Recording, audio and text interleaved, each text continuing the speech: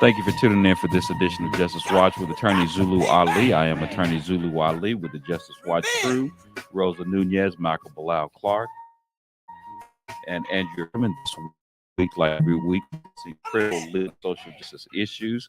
This week, we'll have our special Memorial Day broadcast, and joining us is our very special guest, Sergeant Major Gregory Coker. Sergeant Major Coker honorably retired from the U.S. Army in January the 14th after of 2014 rather. After serving 26 years and 11 months, he completed 2 combat tours in Iraq and received a Bronze Star for his actions during his tour. He is also the proud recipient of the Legion of Merit Medal, Air Assault Badge, and other awards and accommodations he has received over the course of his career. He was awarded for his exemplary service by the Richard T. Fields Bar Association. And he's also been recognized by various elected officials, and including Assembly Member Jose Medina and Assembly Member Sabrina Cervantes, for the work he and his foundation is doing in San Bernardino and Riverside County communities, and the impact he is having with veterans. Sergeant Major Coker received a master's in leadership studies in 2013 from the University of Texas, El Paso. He received his second master's in rehabilitation counseling from California State University, San Bernardino in September 2017. He is a very active in the local community. He participates as a board member for several nonprofit organizations, and he is a lifetime member with 3 different veterans organizations. The Press Enterprise has written articles about the events and work he does with veterans in Riverside and San Bernardino counties. Sergeant Major Coker is the CEO and co founder of the Reaching New Heights Foundation, founded in 2014, shortly after his retirement from the U.S. Army. After returning back to Southern California, Sergeant Major Coker took on the challenges of assisting and mentoring Inland Empire veterans seeking help with transitioning, veterans who suffer from the invisible wounds of war and find themselves challenged with connecting back into society. Reaching New Heights Foundation focuses on veterans' housing, resources, jobs, and education. The core mission of Reaching New Heights Foundation is serving those who served. And Major Coker believes that the truest legacy of his foundation's success will be the veterans' lives that are changed and the communities that are enriched. So we definitely appreciate you joining us, Major Coker. Yes. Hello. Yes, can you hear me?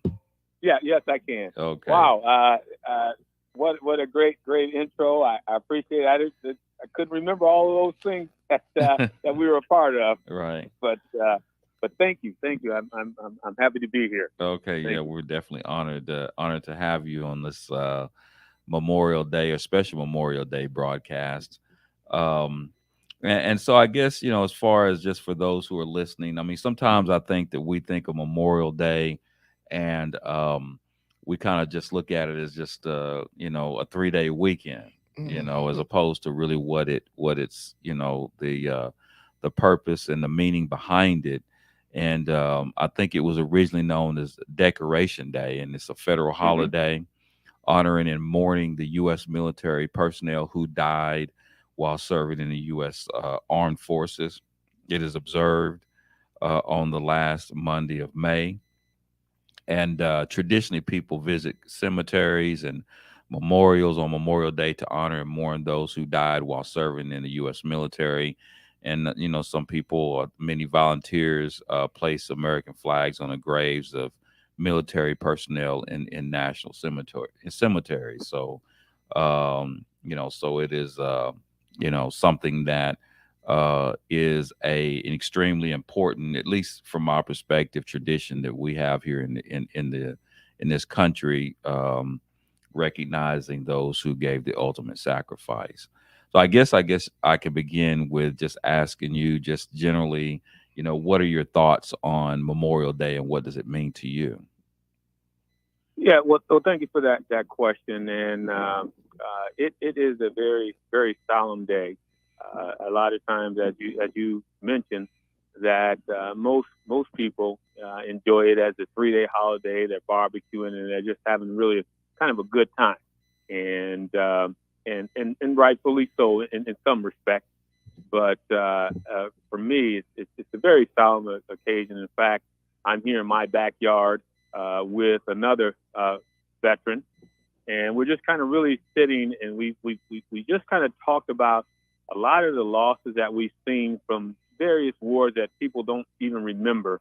When I think we talked about D-Day, we talked about Vietnam, we talked about Korea, and we're just really remembering the sacrifices, and in particular, some of the sacrifices that our people have made to these conflicts and to America. And so it is a very solemn day that I sit and I reminisce and I pay tribute and homage in deep thought, in deep remembrance, deep sorrow, and that's truly what it means to me. Is I'm really take a look at the cost, Right. the cost of what our service members put for this great country. Right. Yeah, I mean, I think that a lot of times, I mean, I know when it comes to, recognize, I mean, I guess it means a little bit different things, I guess you can say to different people. But, one of the things that, at least, from my perspective, when it comes to the issue of patriotism, and defining. I mean, and my definition doesn't necessarily come straight from Webster's, Uh-huh. dictionary. It basically, the way I look at it is that a patriot is someone who is willing to, you know, sacrifice for those who, um, may not be able to fight for themselves, nor those, and also as well as those who believe things that are different paradigms and different ideas and backgrounds and beliefs than they have. And I think that Mm-hmm. and the reason why I think that is important is that, you know, um, it's easy, and I use that word loosely for the lack of a better term, to fight for what you believe in. But I Mm-hmm. think that it's different when you're fighting for what other people believe in, and given Wow. and their right to do so. And I think Mm-hmm. that when I think about us, specifically those of African Americans, is that, um, that was the extra, at least the ultimate patriotism, is the fact that in light of what we were dealing with in this country, we were still willing to go and fight for people who clearly did not, in many cases, believe what we believed in. You see what I Mm-hmm. mean? And I think that, and I think that's special patriotism. The fact that we were able to, in light of what we were experiencing, was willing to give the ultimate sacrifice. That's the first thing. And the second thing, that for many people, especially in light of what we experience in this country, um, you know, oftentimes you may be asked a question about, in light of, the things that have happened, in the past for us as African Americans, not just necessarily the past, but things that are going on today Mm-hmm. in our country. How Mm-hmm. could you do that? How could you fight for this country, right? Mm-hmm. But for me, I have a different perspective, and my perspective is that I'm wholeheartedly, and I've always believed that, we built this country. Mm-hmm. And, it's not like we're on a foreign land. I mean, I clearly Mm-hmm. believe that the greatness of this country, and is based in large part on the sacrifices of our ancestors in particular. Mm-hmm. Mm-hmm. And I'm not going to leave or put at risk a house that I built, right? Sure. That's my Mm-hmm. perspective, and I feel Mm-hmm. like that, and I will always feel like that. So I don't know. I Sure. mean, what is your thoughts Yeah. on that issue? And I'm in agreement. I think that patriotism is not what you're born into; it's what you give up. It's Right. what you give. Mm. I am wholeheartedly in the understanding that there's a lot of people that will say that they're patriots, and they may very well be, but I look at what did you give. Right. And first off, I want to just say thank you for your service. Oh, well, Thank thank you you. for all that you've done and what you continue to do as as a United States Marine, and not only serving there, but also coming back and serving in the capacity that you serve in now.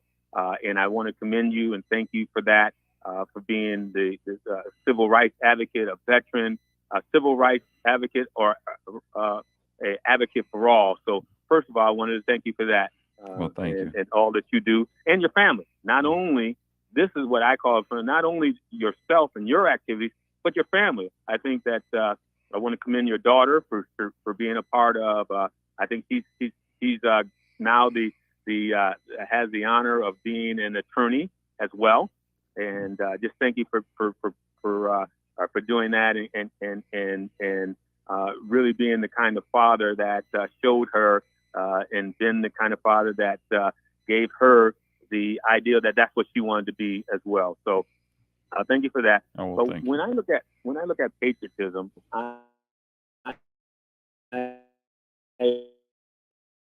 what do you do country make an independent country? What you do for this country and for others. I don't think that it is an starts his own business and does well, Right. and then throws the flag out and says, "Hey, I'm a great person because I built this amazing company Mm-hmm. here, and now I'm a patriot." So when I look at patriotism, I look at what did you do? I mean, when I got in the military, I wanted to do something greater than me. I wanted to be a part of something that made an impact, made a difference. And one of the ways that I could see that was join the service.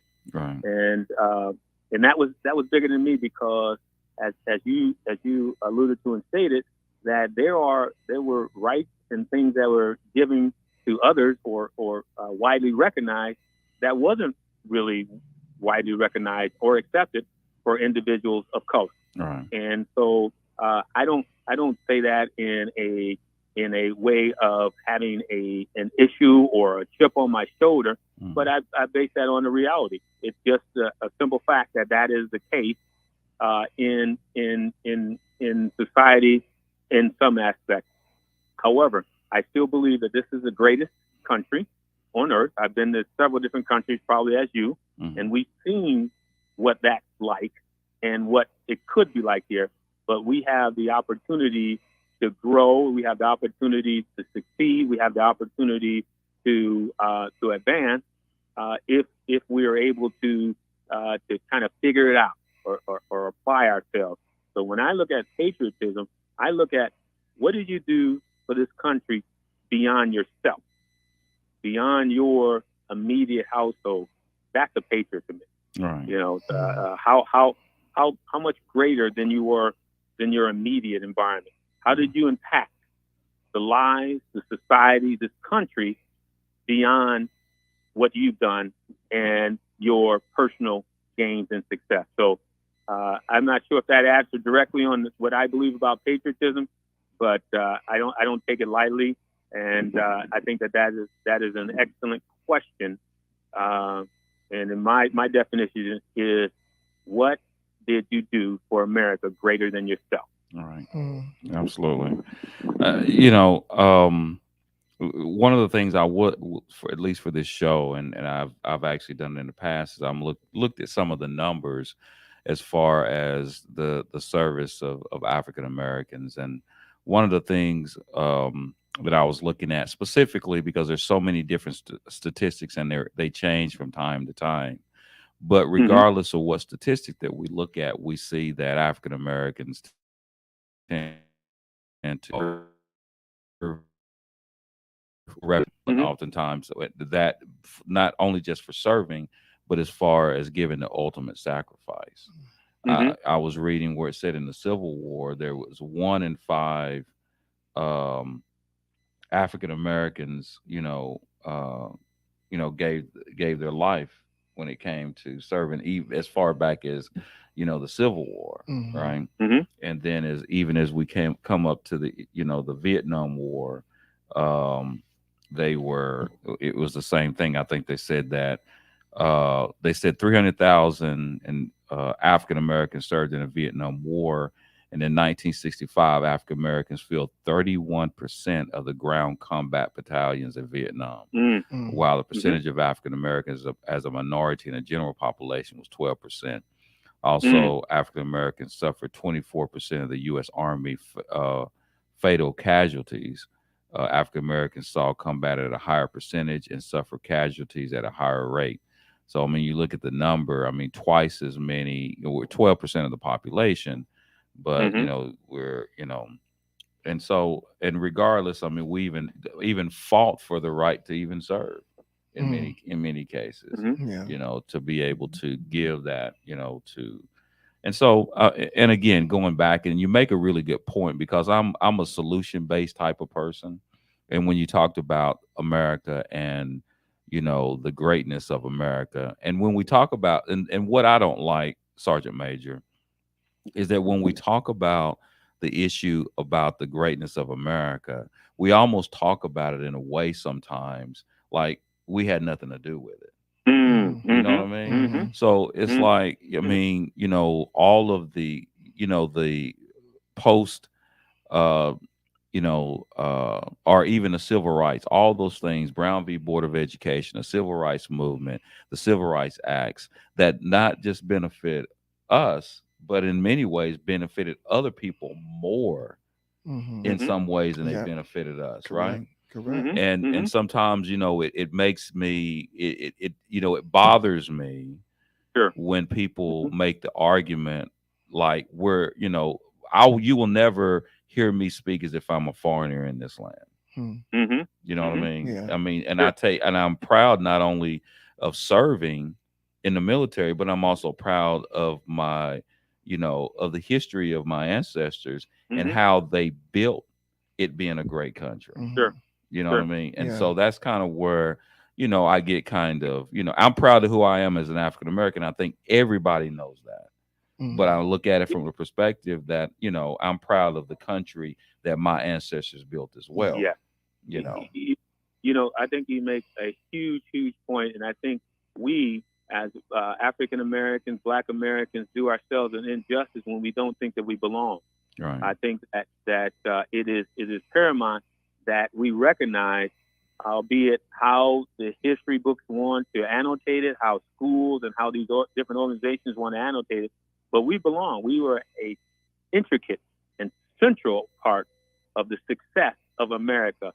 We were Mhm. wholeheartedly impactful to the greatness of this. So when I speak of greatness, I'm talking about us. Right. I'm Mhm. talking about the greatness and when you alluded to, hey, somebody going back or going somewhere else. No, this is so American history, Black history, they are intertwined in their levels of success. Yes, you can pull these things apart and say, well, you can count as significant contributions. However, but it is wholeheartedly entwined in the success of this country, and we can never really honestly say that without the major impact that African Americans have made to this country, whether we be as successful as we are. Not to delineate and say, hey, putting one other race down, but to say this is the significant impact. And I think when we are made to think that or allowed to think that, that there was less and our contributions were less or negative or even appear to be as a negative impact, is the absence of the truth. Right. And so I'm wholeheartedly believing that our impact is here, is significant, and is here to stay, and that's history. Right. Yeah. So I'm in total agreement with that. Right. Over the years, uh, me looking at Memorial Day, it was like you said at the onset of the show, it was just one of those regular 3-day weekends, and Mm-hmm. it wasn't until we began to focus on it every year when it comes down that time.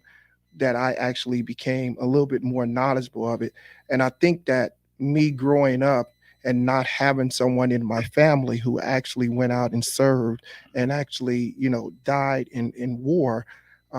And so I guess it had me looking at it something totally different. And I think that Mm-hmm. it doesn't take away from those who actually serve, but it wasn't something that I actually really focused on. You know what I'm saying? So I just took it as though, just another 3-day weekend. But I guess Mm-hmm. over a period of time of me really kind of understanding that, and I think you enlightened me on this, Zulu, is that it takes a special type of patriotism for someone to go to war and fight and then come back and be discriminated against, for a country that is stood up for, that it was willing to sacrifice. And that's a special type of person. And that's not to take away from someone who actually served from a different race. But I think as you African Americans who actually serve, I mean, that's the highest form of patriotism, to be able to go fight and still knowing that you're going to come home and still have to fight for your freedom in a country that you just fought for these freedoms. Yeah. You see what I'm saying? And so I Yeah. think over a period of time, I began to learn more and more about that. And I think I gained a higher level of respect of not only those who actually serve, but those who actually passed as well. And oftentimes, and I would see individuals who actually serve, and I would give them props. They might have a hat on or the shirt on, and I give them prop, because I grew up listening, and I stood on Muhammad Ali for a long time when he made that statement where he didn't go to war. And I stood on that for a long time. I was one of them persons to tell you, nah, I ain't going nowhere. I ain't fighting for nobody. And it was that speech that actually led me to believe as I believe. But I think, and that's not to say what he was talking about was wrong, but that was his reality at that particular time. And that was his belief, but as time goes on, and I began to understand what you were saying in terms of like us sacrificing so much here to build this country up, and this is what we fight for, because no one is going to let anyone run into their home and not try to defend it. So I get that. I get that now. And so now I have a deeper regard and a deeper respect for this day, and and those who actually sacrificed themselves for this particular day. And this brings the point. I did a speech down in San Diego. I was invited to be a keynote speaker down at the Buffalo Soldiers, the 10th and 9th Regiment out of San Diego, and they have a camp out there called Camp Lockett. That was the last stand for the Buffalo Soldiers, the horse soldiers. And a lot of the brothers and sisters went over to that was in that horse regiment, went over to the park rangers. So we have a rich history of being the park rangers that did Indian warfare back in the day. But what my point there is that these individuals were a part of a town. So they were out at, I think, 20 minutes, about half an hour past San Diego is a place called Camp Lockett. Those individuals at that camp, they were the horse regiment, African Americans. They could not go into the town for fear of being beat up or killed, but they would serve. So my whole piece is that those individuals, and I often thought, why would they do that? Because they believed in something greater.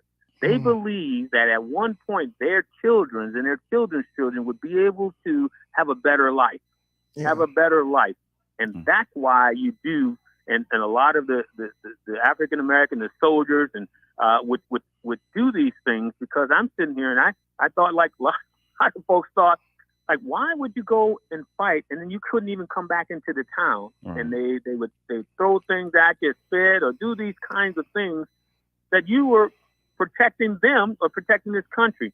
So what I had to realize is that these individuals had a higher thought level than the situation that they were in. And I think that is kind of the key piece to why we do what we do right now. Why do we join and why do we go? And they had that at that time the pay was low, but they had to pay and they sent it home. So I think the biggest piece is that we all believe there is a greater goal and a greater mission at the end of this than the start. Right. And if you're believing that, then that my daughter and my sons could have a better way than we started out with, and that's the whole piece. And so we still have, and that's why I'm so appreciative of you, Zulu, is that you still are in the fighting trenches of advocating for us to have rights and to get those rights, because if without those kinds of things, then it would be still status quo, but you can go fight, but when you come back, you are still looked at and still, having discrimination pieces against you, systematic and systemically, but you believe. And so there was something I took a look at, that some of the formers of the Constitution, that one of the things that they did do is they put these abilities for these amendments and for these opportunities to change. And I would say that the country has done some of those things in a legalistic piece. And as we know, you can have a legalistic piece, but it's not boots on the ground. Mm. You could put a law into effect, but when you go back to your city, when you go back to your municipality, if you've got some of those types of individuals out there that don't care, then you can still be faced up with that. But what I would say is that knowingly or unknowingly, the framers, and I want to believe that knowingly, that they put into place where we can amend some of these things, we can change some of these things. So that's kind of my take at it. I'm always trying to look at the bigger picture. I'm always saying the glass is half full and half empty, but I'm a reality. Right. I know, and I don't take it lightly, that wrong place, wrong time, wrong words could put you just as if you were the president or a pauper. Right. That's true. That's true. Yeah, I mean that's kind of the thing. And I think that sometimes when it comes to the conversation, and I always say again, Memorial Day is for veterans regardless of, the color. So I don't want to make this, solely an issue of blackness. Sure. Yeah. But I think it's important that we talk about that. Yeah, When I it agree. comes to that, and and kind of reposition, because one of the things that also annoys me is, and I think this is a good opportunity to talk about the issue of, it's all sometimes, whether you're talking about our own people or whether you're talking about other people. I mean, whether they know it or not, we do have our own history. African Americans do have a history. Yeah. And sometimes it feels like that, we created a culture of from people who were, mentally and physically the strongest of those who came from the continent. And we do have our own culture. Yeah. And when sometimes it annoys me, sometimes when people, whether people from the continent who have the audacity to question who we are, right? Like Yeah. we don't, you know what I mean? Exactly. I'm not no less. I have a culture in this country. We do have a culture, that's here. We as African Americans do have that. This is our home. We do have a culture, and we have a lot to be proud of. Exactly. You know what I mean? And so sometimes I get annoyed and offended when people specifically who may not be indigenous to the United States ask me questions as if I don't have a culture. Yeah. We have a culture. We have centuries of culture here. Again, we built this country, and I like to put that out there because it does annoy me. Yeah. You know what I mean? You know what I mean? So, nobody needs to feel sorry for me and feel sorry for my history, because it's a proud culture. And people imitate us all over the world. Oh yeah. You know what I mean? Like I said, everybody wants our rhythm, but nobody wants our blues. Yeah, So, definitely. yeah. Yeah.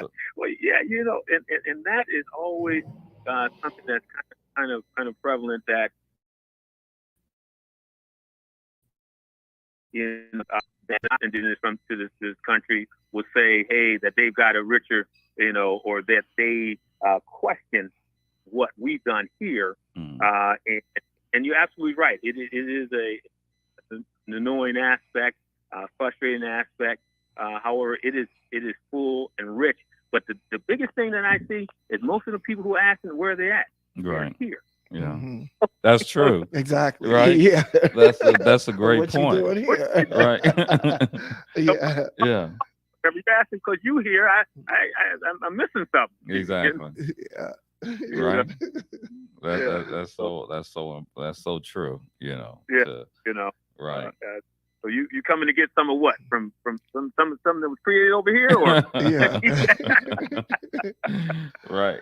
Most definitely. Yeah. Because if you had yeah, everything that you needed over there, you wouldn't be here. yeah. There's a point. There's a point. If you hear, I mean, because from the music to the language to all of these things to our patriotism to our commitment to our lives that the blood, whether we did it on a foreign country, but the blood here was for a reason. Right. For a reason. True. That's so true. And that Memorial Day sings loudly, from our anthem to nothing to be ashamed of. And I think a lot of times there's a lot of things that try to bold to be, to really kind of put a negative spin on what we've got here. But the blood that was shed, in getting back to kind of the recognition of Memorial, there was a lot of us, and you started off with a strong passage that talked about the sacrifices that we were made. I got a chance to review some of those numbers, and it's per capita per our numbers in society and population, the percentage in fatalities, the percentage in participation far outnumbers and outweighs any of the other cultures out there and aspects. And we put it on the line so that we could be here and recognize that. And I want to make a point on what my belief in patriotism and Memorial Day is that you mentioned about there's people who want to celebrate it in different kinds of ways. There's certain things that there are people who have the right in this country to do that I wouldn't do, but I went so that you can have that right. And have a voice. And I may not agree with it. Right. So that's kind of what my thought is. And I went so you didn't have to. A lot of people come up and say, "Well, what was it like?" And you don't need to know. You don't really want to know. Right. You want to know. Hey, and my thing is like, yeah, I'm glad to be here. But there's brothers and sisters that we left because that was their final stand. Right. And, you don't want to really know about that, and you don't need to. That's why I went. Right. It was 1%, and less than 1% raised their hand. Right. That's right. That's right. Yeah. I mean, it's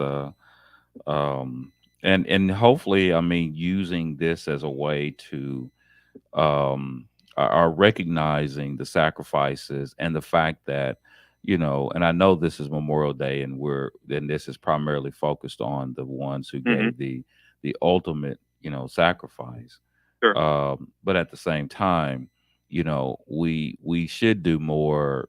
I just in period the way that we should do more for veterans. Man, you took it right out of my mouth. You know what I mean? Yeah, I was just. I mean, the same our thing. people who serve. I mean, I just Yeah. Because a lot of times, again, those who lost their life, whether it's the survivors or those individuals who lost their life, and those who are here, and so many people who are suffering. And and I know that I had an experience one time in court, and I'm not going to be specific about the experience, about names or anything like that, but I remember I was so upset one day in court where there was a gentleman who was charged with a criminal offense, and he was given a community service, and he was almost 100% as far as his PTSD is concerned. And so he gets this community service, and basically he was not able to complete the community service within the timeline that was given to him on probation. And so But it was not very much more time. So he came to me and says, look, they wanted me to, go to jail and, spend the rest of the time, or they wanted to violate him and spend the rest of the time in jail. Mhm.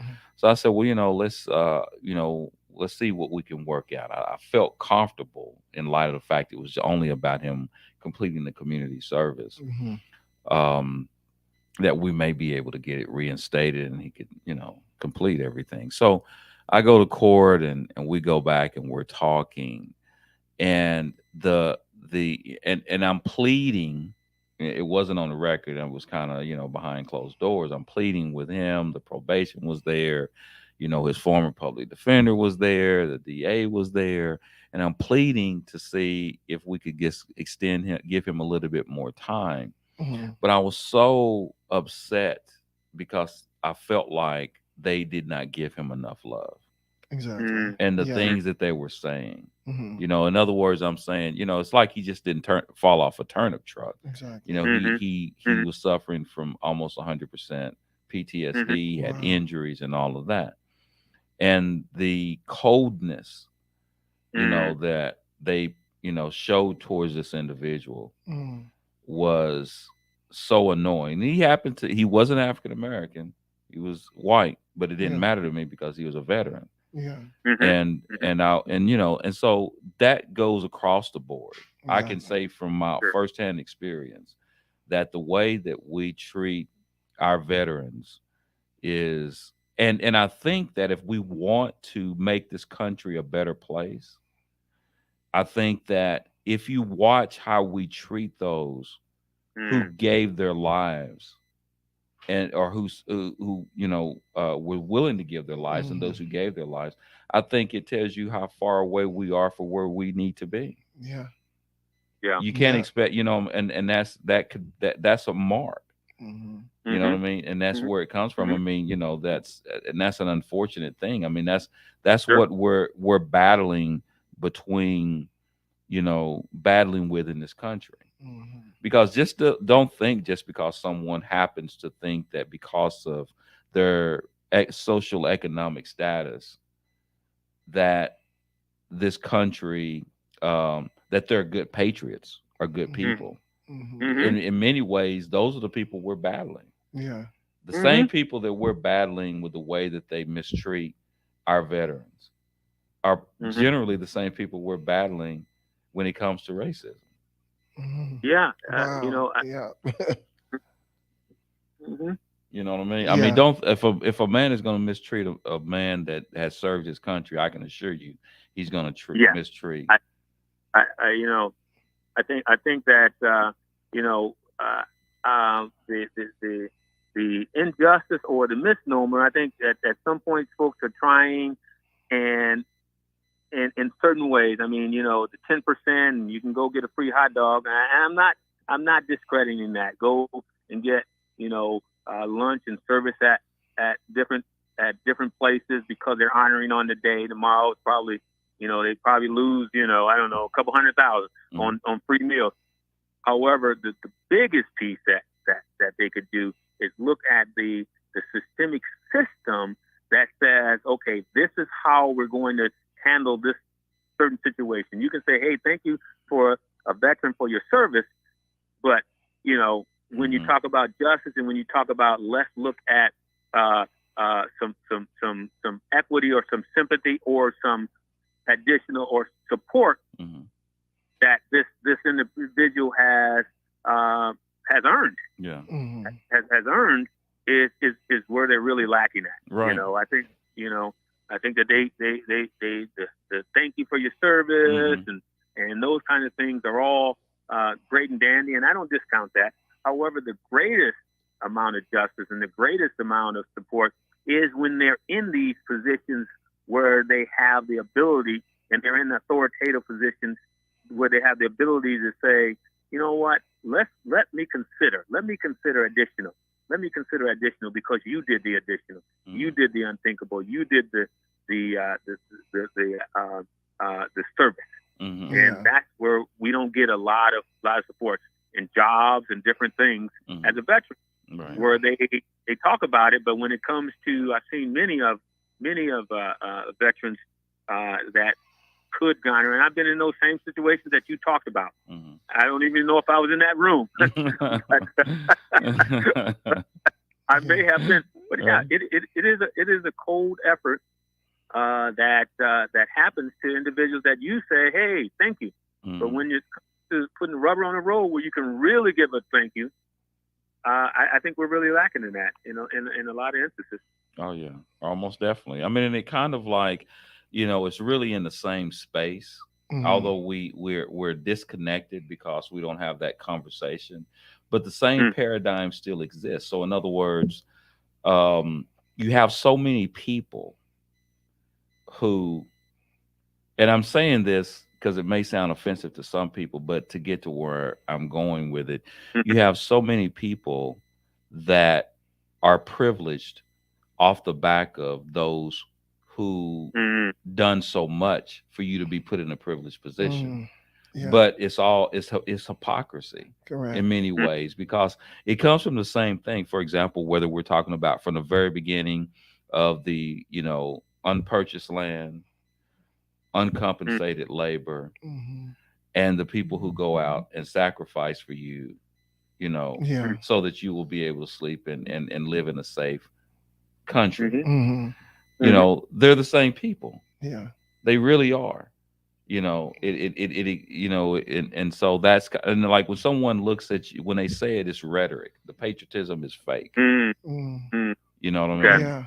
Yeah. And so and that's an annoying situation to me. Yeah. And you would think in that situation that you just explained that they would have some type of a little bit, feel a little bit different coming from where he came from and what he experienced, because probably what he experienced is what got him there in that first place. And had he not went through that experience, he probably wouldn't be sitting before them. Right. But the fact that he is sitting before them, and he fought for those freedoms for them, because some of them probably wouldn't be sitting on a bench or where they at without his service, and just that, even if it was a couple of days, a couple of weeks more that he needed in order to complete that, you would think that they would just feel that in their heart, man, this is this is somebody that fought for my freedoms, give him a week or so. But, we witness this all the time, though. I can remember, I can't tell you how many people that I know that are incarcerated that are veterans. And that's not to say what they did was wrong, but I believe that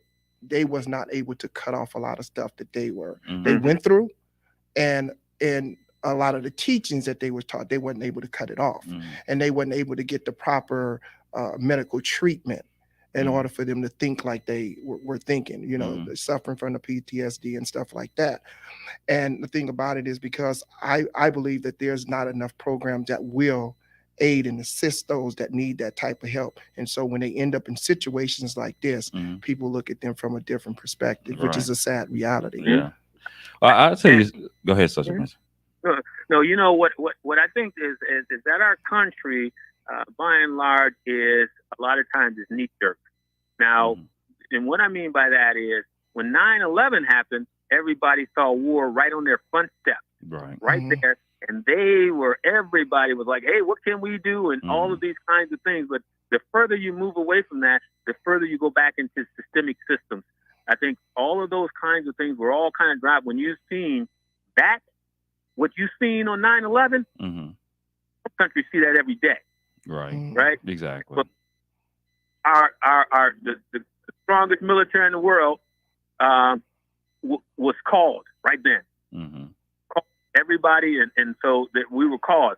I remember where I was, but I think that what happens is when, as we move away from those things, systemic stuff comes back in. At that time, the veterans coming back, you give them a a handshake, and what can we do? What can we do? And they gave some credibility, gave them some leniency, gave them support. I don't think it was ever too much to ask for somebody to get a couple additional hours.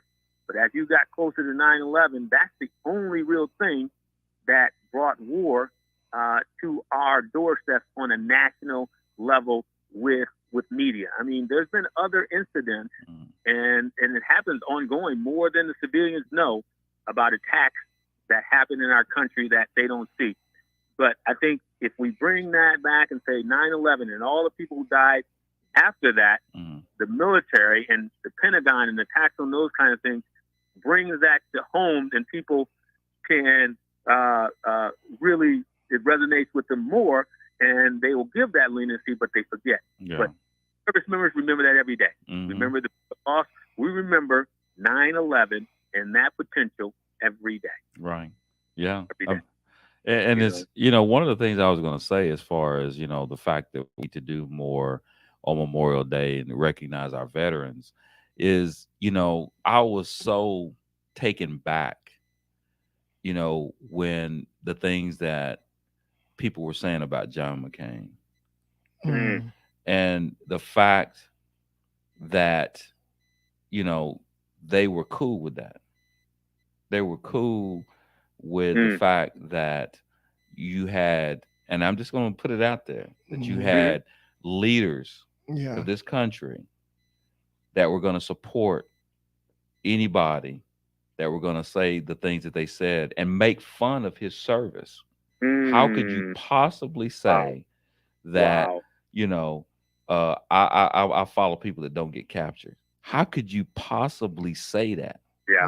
You see what I mean? Yeah. And then you mad at Colin Kaepernick, but you cool with our president saying that about John McCain. Yeah.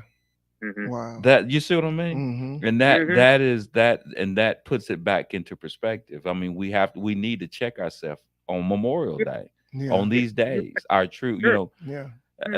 that's unbelievable. I could Yeah. not believe that they would say that about a man who served his country, was captured, Yeah. and he served it. I mean, the story could go on and on. No matter what you think about John McCain, you can't take anything away from him. Correct. And he bore the scars all the rest of his life. Right. In his physical mobility.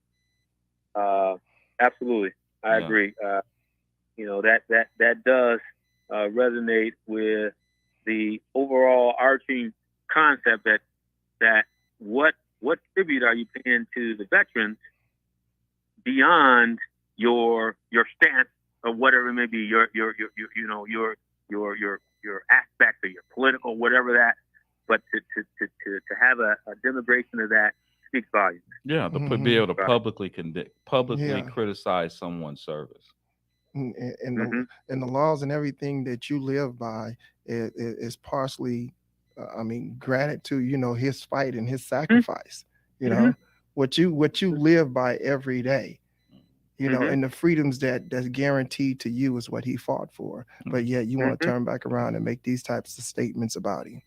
I mean, I don't think that in my mind, I don't think that people, it's like, am I on another planet? where a man can serve his country, no matter what you think about his politics. Yeah. As he said when they were trying to criticize Barack Obama, he took up for him. When he was running against him. Yeah. But the fact that you would continue to support anybody, I would think they would run you out of the White House for saying something like that. And you should never be able to criticize a man's service. And what does that send to the rest? What kind of message does that send to the rest of the country? Of acceptance, and that's okay. Right. If they don't put whatever you want, then you can criticize what he did as a patriot. Absolutely. Yeah. That's bone chilling, and it just makes you think. And then when you sit around and you think about, what is really thought about a veteran? What's really cared about a veteran when, the biggest thing, I listen to different songs, and when it comes on, it brings tears to my eyes when we talk about, fallen soldiers and never leave anybody behind. That's because I think about some of the things, and I think about some of the places that I was, that it chokes me up. They didn't come back.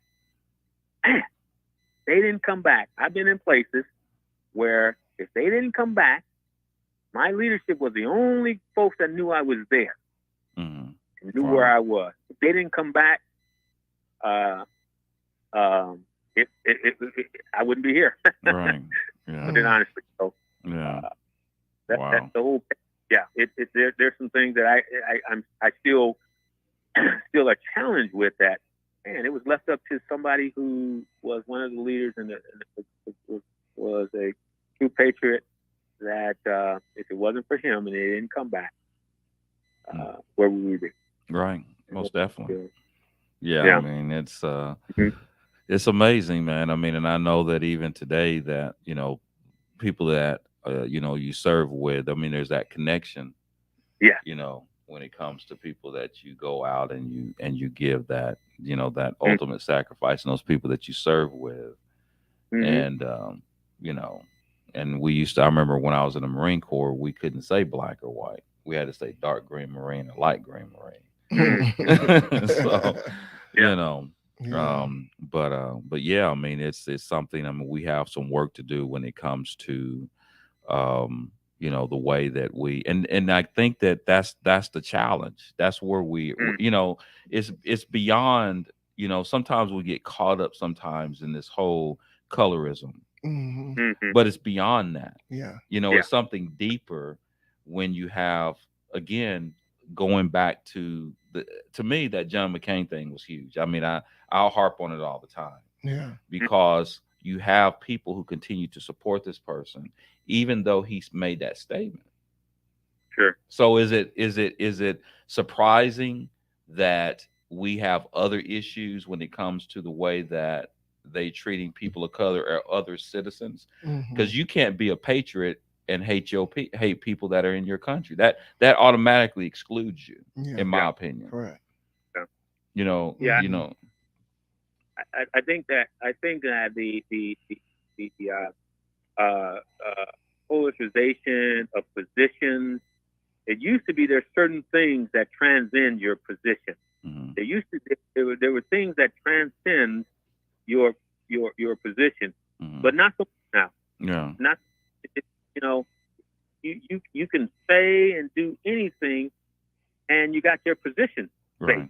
Yeah. Yeah. Whereas nobody's stepping outside of that, or even criticizing. Even if you didn't step out, but you criticize and say, "Hey, wait a minute, that doesn't sound right to me. That doesn't line up with who we say we are." Yeah. And I think we get more and more, and as these cycles of media, these cycles of processes come, that they capitalize on that. They utilize that. They energize each other with those stand. Even when I'm wrong, don't give me any kind of criticism. Don't give me any other kind of thing, because then you're not loyal to me. But if you're wrong, wrong is wrong. Right. You could be right on 100 things and wrong on that one. You're still wrong on that one. Yeah. Yeah. You need to address that. Exactly. But I don't think we have a lot of will to do that in certain cases. Right. That's so true. Yeah. I mean, I think that hopefully will. And again, like, I hope that, people really use this as a day to really focus on what it really means. You know what I mean? And that's for, or as we go in, which is actually technically tomorrow, but I mean, I'm hoping that people understand the significance of it, and those who did give that ultimate sacrifice, and and recognize really what patriotism really is. Yeah. You know what I mean? I remember when the guy that was in the Navy that served in Vietnam, he ran against Bush, if I'm not, John Kerry. Yeah. Gotcha. Yeah, we even saw a little bit of that leaking in during when he was running. They were, making fun of what he did in his service. Wasn't quite as blatant. Yeah. But it came out that way. Yeah. So. Yeah, I think that what has always I've seen is that it's always been easy to pick on the military. It's always been easier to pick on, pull something out, find something, find a decision, find some stuff, and pull that like people who've never served, right? Who wouldn't raise their hand, or ran away when it was time to raise their hand, right? Did all kinds of other things so that they didn't have to raise their hand. That's right. Well, we don't run out of time, Sergeant Major, man, but I definitely appreciate you chiming in today and calling in, man. It was a pleasure and an honor. And always. Yeah, and like I said, I appreciate you calling in and giving us your information and your input, and hopefully we'll have you back on soon. Absolutely. I love it. And thank you all. And thank you for what you're doing. Thanks for the opportunity. Okay, thank you. All right. Take All care. right. Uh-huh. You're on board KCAA's Inland Talk Express. KCAA, Loma Linda, 1050 AM, the station that leaves no listener behind.